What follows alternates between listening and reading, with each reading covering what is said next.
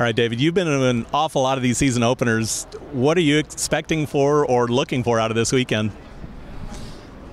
The unexpected, usually. That seems to be the theme. Everyone's, super keyed up, nervous.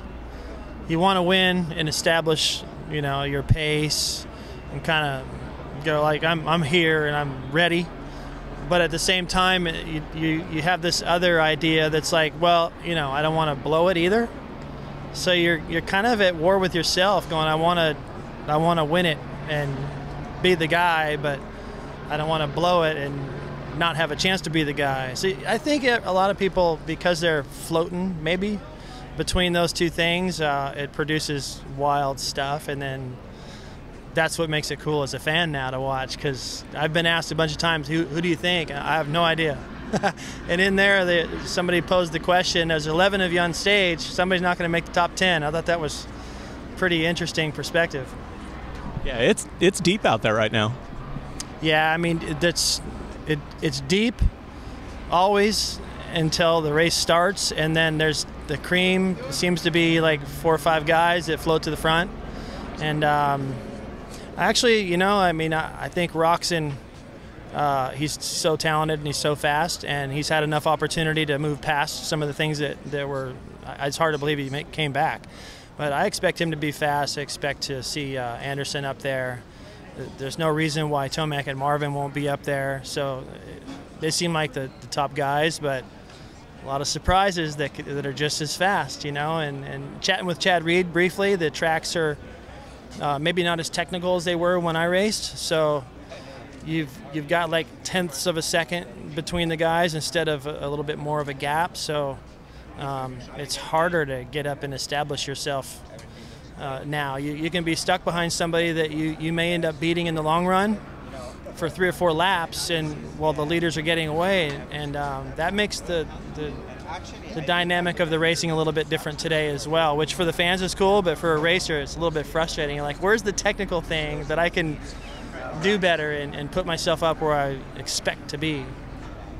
The times that you won an A1, what did that mean for your season? Well, the first win I ever got in Supercross was here, my first time I ever raced here. I watched it in '82. I broke my foot right before, so I sat in the stands behind us in the upper deck just to get away and have a good view.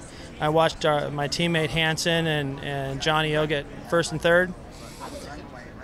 Thought they looked so fast. Like I was really questioning, do I have that kind of speed? And my first opportunity was the next year in '83, and I won it.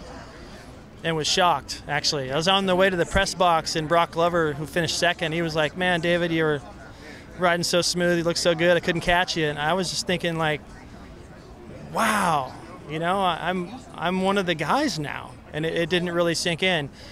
'84 and '5, I rushed it and had that in between, I want to win, and I made a mistake. '86, I had my composure again, and although Rick and I battled and didn't look composed, I did have a little bit more composure, and that paid off for me in the very end. And both those wins, I only raced here 4 times.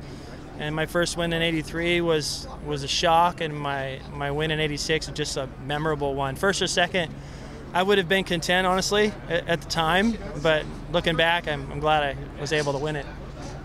Looking at the track, is there anything in particular that you see out there? I haven't seen anything really.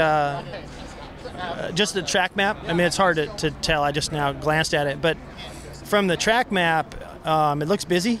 It looks like there's a lot of jump rhythms, so you can mess up, get a little sideways, and not be able to jump something, which wrecks your rhythm down the rest of the straightaway.